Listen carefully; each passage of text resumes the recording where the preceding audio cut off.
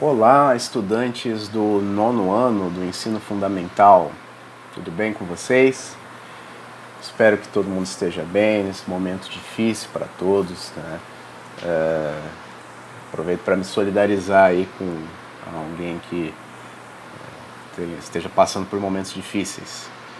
Mas vamos lá, para mais uma videoaula de História. Sou o professor Felipe e venho trazer um assunto aqui diferente hoje para vocês, um novo tema, hein?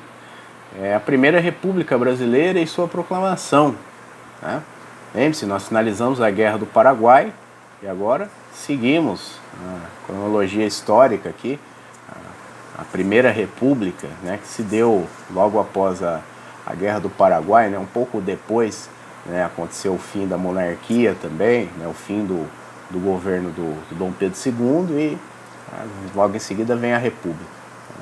E a gente vai entender como que aconteceu isso aqui no Brasil, né? Vamos lá, né, o primeiro slide aqui, nós podemos ver, né, o momento aqui, né, o quadro, né, que simboliza a proclamação da República, né, as tropas militares todas em festa, atirando para o céu, né, enfim, é só para ilustrar mesmo para vocês. Mas vamos para o segundo slide aqui. O que é uma república, né? O que você entende por uma república? Bom, eu trouxe aqui para vocês, né, compreenderem melhor. República é uma palavra que descreve uma forma de governo em que o chefe de Estado é eleito pelos representantes dos cidadãos ou pelos próprios cidadãos e exerce a sua função durante um tempo limitado. Esta palavra deriva do latim res publica, expressão que pode ser traduzida como assunto público, uma coisa pública. Então é um governo público, né, eleito pelo povo ou pelos representantes do povo, né? Então, olha só que interessante, isso é uma república, é um governo construído pelo povo ou pelos representantes do povo, né? Isso na teoria, né? Vamos para o próximo slide, né? Vamos compreender o cenário político da época. Durante o Império do Brasil, né, que foi de 1822, lembra? A independência, né?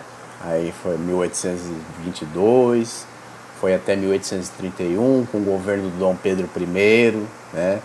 Aí depois teve o período regencial até 1840, quando assume o Dom Pedro II, e Dom Pedro II fica, né, por bastante tempo, vários anos, né, até ficar bem velhinho, 1889, né, que é a data da proclamação da República. Durante o Império do Brasil, as elites brasileiras se consolidaram em dois grupos políticos, né? Então tinha dois grupos políticos brigando entre si aqui no Brasil, né, fazendo política, né? Os conservadores e os liberais. Inclusive isso é bem clássico no mundo, não é só no Brasil. Sempre tem os conservadores e os liberais, tá?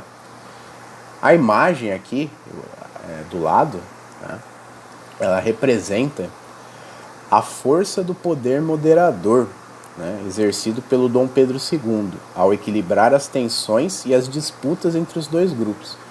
Então o imperador, ele exercia um poder de moderar a disputa e a briga dos dois grupos políticos, os liberais e conservadores, né? Ele moderava, né? Ele era digamos assim, o bom senso entre os dois, né? O que mediava ali as disputas. O detalhe da imagem mostra o imperador apontando para a última barreira que antecedia a vitória do Brasil na Guerra do Paraguai, a fortaleza de Humaitá. Olha que legal como a história está ligada, né, interligada aos outros fatos, né? Olha, o cenário político no Brasil se desenvolvendo, né, e a Guerra do Paraguai, né, também ali, né, que a gente falou, lembra que alguém até fez um trabalho sobre a fortaleza de Humaitá, que eu achei muito bacana. E olha aí, né, o Dom Pedro tinha o poder moderador, ele tinha o dever de mediar essas disputas entre liberais e conservadores. Tá? Vamos para o próximo slide.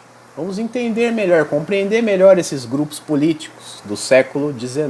Lembre-se, século XIX. Tá? Império Brasileiro, governo de Dom Pedro II. Conservadores, eles eram chamados de saquaremas também. Tá? Eles possuíam grandes propriedades rurais, ou seja, eram fazendeiros, grandes fazendeiros, ou eram funcionários públicos de alto escalão, né? Trabalhavam no governo, no império, grandes comerciantes também, né? Eles prezavam a unidade territorial, né?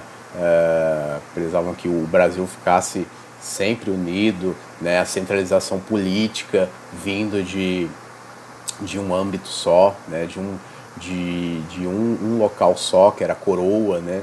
O imperador, né?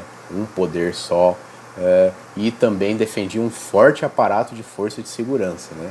Defendia muito o militar.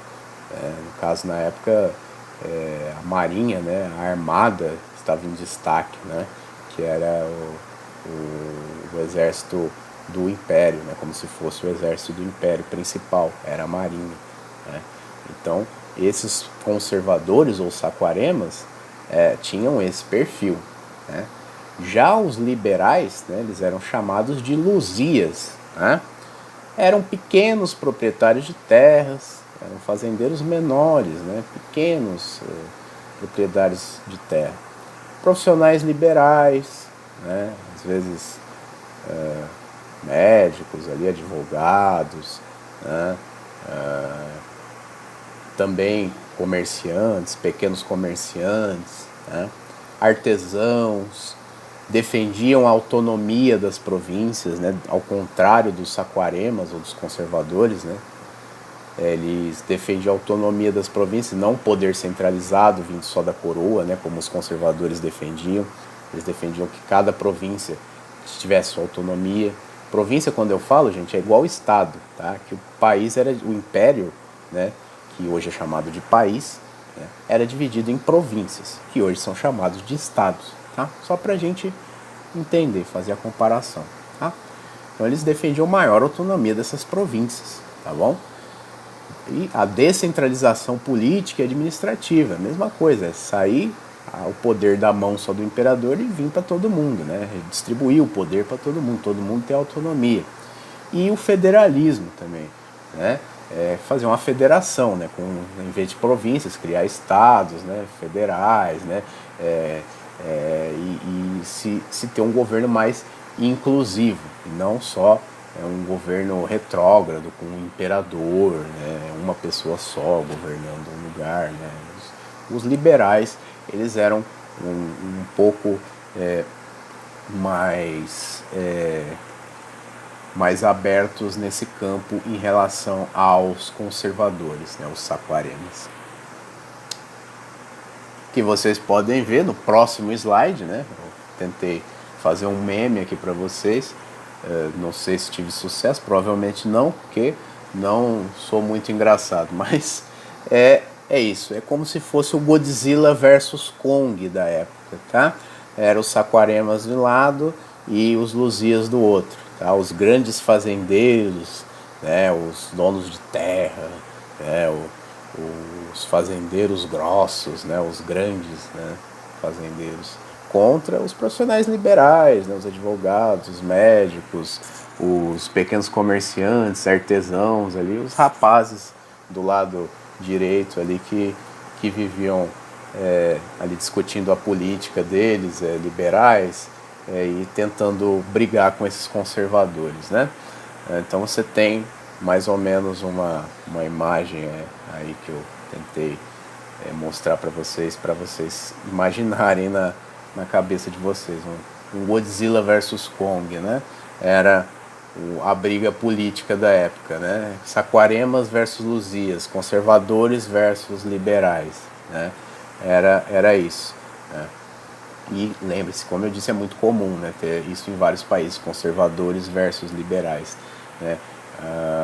Inclusive até hoje, né, nós temos isso, mas hoje os nossos grupos políticos são mais diversos que isso, né? Não existe só conservadores e liberais, né? Existem muito mais grupos políticos do que apenas conservadores e liberais, né? Que na época tudo era muito reduzido, né? E as pessoas tinham menos linhas de pensamentos a se dedicar. Vamos para o próximo slide. O segundo reinado e suas principais questões. Vamos ver as principais questões que envolviam ali o segundo reinado. O que estava acontecendo no momento? O que o imperador tinha ali? O direito beneplácito, que era uma coisinha que o imperador tinha. É um poder que o imperador tinha, né? Ele poderia intervir em resoluções decididas pela igreja, né? Mas eu fiz uma pesquisa aqui e descobri uma charge, né, de um jornal que chamava O Mosquito, de 1875, que vê-se aqui o Papa da época, né, que era o Pio IX, dando umas palmadas, né, mandando Dom Pedro II dar a mão para ele dar umas palmadinhas, né, como se fosse uma criança, né, levando um castigo. Então, talvez, né, esse poder não funcionasse muito bem na época, né? Por isso essa charge, né, do Mosquito aqui, do jornal Mosquito, né, querendo fazer uma crítica a esse poder, né? Talvez a igreja tivesse tivesse tomado algumas resoluções negativas para a sociedade, o imperador não tivesse feito alguma coisa ou não conseguido interferir, não tivesse tanto poder para isso, né? Então fica aí o questionamento, né, para a gente pesquisar até mais sobre isso se a gente quiser, né? Havia o direito beneplácito, né, mas na prática talvez ele não fosse tão fidedigno, né, tão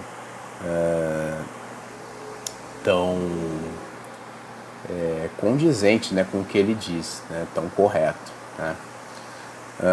Vamos para o próximo slide, né? Os militares, né? Tem os militares também, né? Eu disse para vocês que tinha a marinha, a armada, né, que era o principal exército que o Dom Pedro II usava, né? O imperador, a marinha era o principal fonte de bélica dele, né? Mas após a Guerra do Paraguai, o exército brasileiro foi muito fortalecido, né? E aí ele vai pressionar o império por subsídios e melhores salários, né? Mais material, mais investimento, mais salários, né? E aí é onde o exército brasileiro começa a se destacar, né, e ganhar mais força. Ele já tinha sido fundado em 1822, né, mas não tinha tanto destaque quanto na Guerra do Paraguai. Depois das vitórias, ele ganhou muito destaque, né, e conseguiu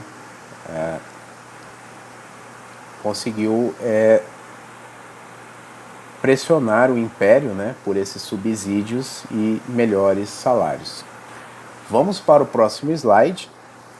Outra coisa muito importante também são os republicanos, né, um novo grupo que surge depois dos liberais, dos Luzias e dos Saquaremas, né, os liberais e os conservadores que eu falei lá, surgem os republicanos, né, em 1873, olha só, né, a partir aí dos movimentos liberais, né, contra o conservadorismo, forma-se o republicanismo, né, que é um movimento direto contra a monarquia, né. O pessoal quer instaurar a república no Brasil. Os republicanos e abolicionistas, eles vão se juntando, né? A ideia da república ganha cada vez mais força através dos liberais.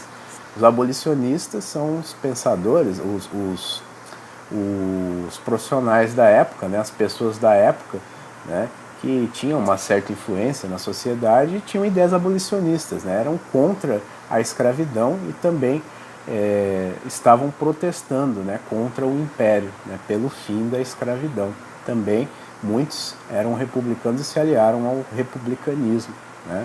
Assim como os militares também tinham muitos abolicionistas no militarismo, tá, no exército brasileiro. Teve também o lançamento do Manifesto Republicano em 1870 no Rio de Janeiro, né? Em 1873 o Partido Republicano Paulista é fundado, o PRP, né? E o abolicionismo foi introduzido no Partido Republicano com adesão do Exército também, e expandiu suas ideias.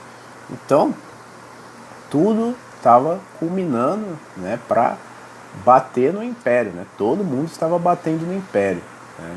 Os abolicionistas, os militares do Exército Brasileiro, os republicanos, né? Então todo mundo queria mudanças, né, do Império. O Império estava em um momento de terrível crise, né? Estava chegando ao fim, o Império de Dom Pedro II. Próximo slide aqui, ó, nós podemos ver uma charge que demonstra bem isso, né? Dom Pedro II representado como um carrossel que vai tentando controlar a brincadeira dos partidos políticos no Brasil e ao mesmo tempo se atrapalhando e perdendo o poder. A fonte aqui é O Rei se Diverte, o nome da charge, né, que é de 1878, do jornal O Mequetrefe. E olha que legal, Dom Pedro aqui representado como um carrossel, né, os partidos, a diplomacia aqui no meio, né, brigando por um posto, né, tentando andar no carrossel do Dom Pedro e ele perdido aqui tentando controlar, né? Então eram sinais já que o governo dele estava em plena decadência e já estava no fim, né? Vamos para o próximo slide. Crise e fim do Império de Dom Pedro II. Então nós tínhamos ali a insatisfação da classe republicana, né, o exército brasileiro e parte do clero também. Olha, esqueci de falar, parte da Igreja Católica também estava insatisfeita com o Império Brasileiro, né? Então, várias camadas sociais, políticas e econômicas já estavam, né, no seu limite com o Império. E aí, numa tentativa,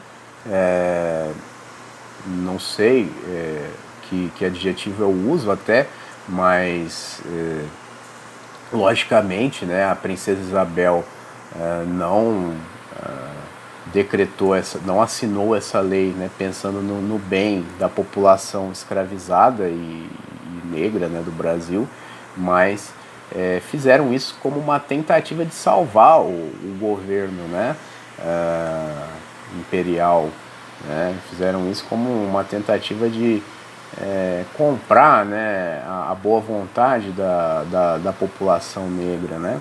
E aí proclamaram a abolição da escravidão em 1888, né? Tem aqui a foto da manchete de jornal, né? 13 de maio, extinção da escravidão, lei número 3.353, né, de 13 de maio de 1888, um ano antes do governo cair, né, eles lançam essa, né, o penúltimo país do mundo a abolir a escravidão, né? Essa é a história do nosso Brasil, infelizmente, é o penúltimo país do mundo a abolir a escravidão. E aí eles lançam já essa lei desesperada, né? Outorgam aí esse decreto desesperado, abolem a escravidão, né? E isso não adianta, né? Mesmo assim não resolve a vida do imperador nem da princesa Isabel, né? E o governo do Dom Pedro vai chegando ainda mais ao seu limite, né? É aí que os fazendeiros, os grandes proprietários de terra, os conservadores, que se voltam também contra o governo, né? E mais, as outras camadas sociais ainda se voltam mais ainda contra o império, né? Vamos para o próximo slide. Nasce a Primeira República, né? Aqui nós temos a figura do Marechal Deodoro da Fonseca, né, que foi um grande expoente, né, a principal figura de luta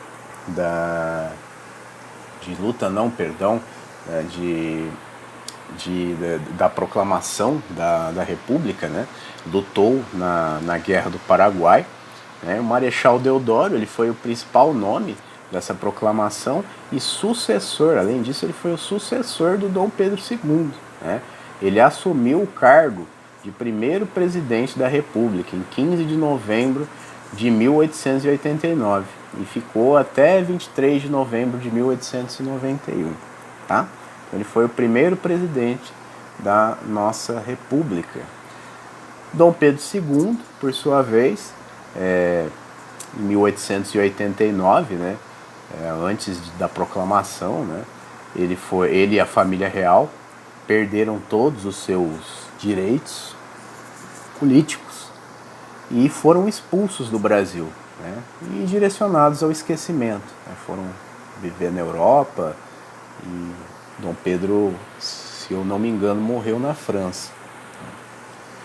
No próximo slide, vamos considerar alguns conceitos importantes aqui. Né? República, vamos entender o que é uma república. É uma forma de governo em que o chefe de Estado é eleito pelo povo ou por seus representantes no parlamento, e este, por sua vez, governa para o público, ou seja, para os cidadãos. Lembra que eu falei lá para vocês no começo do slide? Coisa pública, res pública, do latim. Tá? Presidencialismo, a diferença, hein? O presidente é eleito por voto direto, né? Por sufrágio universal, para exercer a chefia de governo e de Estado, acumulando as duas funções no seu cargo. Tá? Então, o presidencialismo é que tem um presidente governando. Tá? Federalismo, união indissolúvel dos estados e municípios e do Distrito Federal, conservando a autonomia dos entes federados. Né? Então, é a divisão dos estados, né? As federações. Né? Cada estado vai ter a sua própria autonomia também, né? De acordo, né? Com a lei federal também. Né? Não é, por exemplo, igual nas cidades-estados antigas, né? Que as cidades eram totalmente autônomas. Ou, por exemplo, nas políticas dos Estados Unidos, que os estados são diferentes, por exemplo, também. Né? As políticas de estados das federações são diferentes também. Né? Então, vamos lá. Outro conceito. Sistema eleitoral. Com sufrágio universal masculino, com exceções a menores de 21 anos, analfabetos e mulheres. Né? Então, tinha esse sufrágio universal masculino também. Né? Só os homens podiam votar, né? Com exceção dos menores de 21, analfabetos e mulheres. Né? Então, a questão do voto, né, não era totalmente igualitária. Vamos para o próximo slide. Né? Nós vamos ver a questão das bandeiras aqui. Né? As nossas bandeiras, né, o que eu coloquei entre aspas aqui, né, nós vamos ver a seguir. A primeira bandeira aqui, de cima para baixo, que nós estamos vendo, é a bandeira imperial do Brasil. Né? O amarelo. O que o amarelo significa, gente? Cor da Casa Real de Habsburgo e Lorena. Né? Homenagem a Dona Leopoldina, né? E a Dom Pedro. O verde é a cor da Casa Real de Bragança, né? A família do Dom Pedro I. Então, é tudo uma homenagem, né, a Portugal. É uma homenagem às famílias reais, né? Da Dona Leopoldina, da Áustria, né? De Dom Pedro de Portugal, né? Então são homenagens aos monarcas, né? As cores das bandeiras, e continua verde e amarelo até hoje, né? Então olhem só, isso nasceu lá no Império, essa bandeira com essas cores. A segunda bandeira, ela foi proposta, né, após a proclamação da República, né? Após 1889. A primeira bandeira após a proclamação da República, inspirada na bandeira estadunidense e utilizada no navio que levou a família imperial para o exílio. Olha só, né? Então eles fizeram questão de colocar essa bandeira no navio, né, para dizer que a família real estava sendo trazida por novo governo brasileiro, né? O Brasil está sob nova direção, olha só. E a 3, a bandeira 3 é a nossa bandeira atual, né? Que veio depois dessa aí. A atual bandeira brasileira, adotada pelo decreto número 4, de 19 de novembro de 1889, manteve o losango da bandeira imperial. O brasão de armas foi substituído pelo circo, a Ordem da Cruz de Cristo pelo Cruzeiro do Sul, com a faixa que indica o pensamento positivista de ordem e progresso. Então, olha lá, né? Por que eu coloquei nossas bandeiras entre aspas, então? Né? Porque essas bandeiras elas vêm de uma inspiração estrangeira, né? É uma homenagem a monarcas estrangeiros, né? A famílias famílias reais estrangeiras, né? Europeias, né? Essa bandeira ela não tem nenhum tipo de simbolismo à nossa cultura, né? E sim a nossa cultura nativa, né? E sim a cultura portuguesa, a cultura de Habsburgo e Lorena, né? O Dom Pedro, a Dona Leopoldina, a Casa Bragança, são todas homenagens aos monarcas, né? E os governantes do país foram apenas reaproveitando essas homenagens, né? Porque elas vão ficando na memória do povo, né? Esses símbolos, esses simbolismos, né? E foram deixando até hoje, né? Então, de nossas bandeiras tem muito pouco, viu? Vamos para o próximo slide.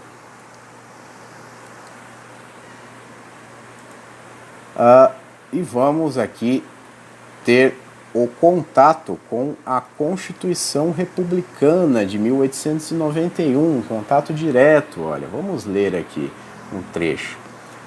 Nós, os representantes do povo brasileiro, reunidos em Congresso Constituinte para organizar um regime livre e democrático, estabelecemos, decretamos e promulgamos.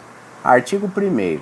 A nação brasileira adota como forma de governo, sob o regime representativo, a República Federativa, proclamada a 15 de novembro de 1889, e constitui-se por união perpétua e indissolúvel das suas antigas províncias em Estados Unidos do Brasil. Artigo 2º. Cada uma das antigas províncias formará um estado, e o antigo município neutro constituirá o Distrito Federal, continuando a ser a capital da União, enquanto não se der execução ao disposto no artigo seguinte. Artigo 6º. O governo federal não poderá intervir em negócios peculiares aos estados, salvo, primeiro, para repelir invasão estrangeira ou de um estado em outro, segundo, para manter a forma republicana federativa, terceiro, para restabelecer a ordem e a tranquilidade nos estados, a requisição dos respectivos governos. Quarto, assegurar a execução das leis e sentenças federais. Então veja só, né, a configuração do Brasil como a gente conhece mais ou menos hoje, né? Formação dos estados, Distrito Federal, né? Olha só, surgindo em 1891 com a Constituição Republicana, né? Nossa primeira Constituição Republicana, que vocês estão tendo contato aqui através da nossa leitura, tá? E no próximo slide nós temos a fonte aqui, a foto dela, né? A Constituição dos Estados Unidos do Brasil, promulgada em 24 de fevereiro de 1891, tá?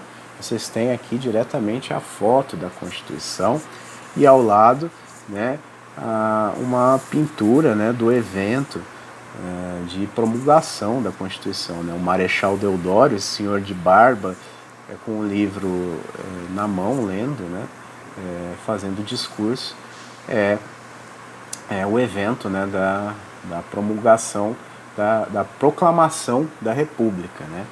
Então, olhem só que legal, né? Um contato direto com o acontecimento. Vamos para o próximo slide, né? E agora eu encerro aqui, né, com a nossa atividade. Vamos lá.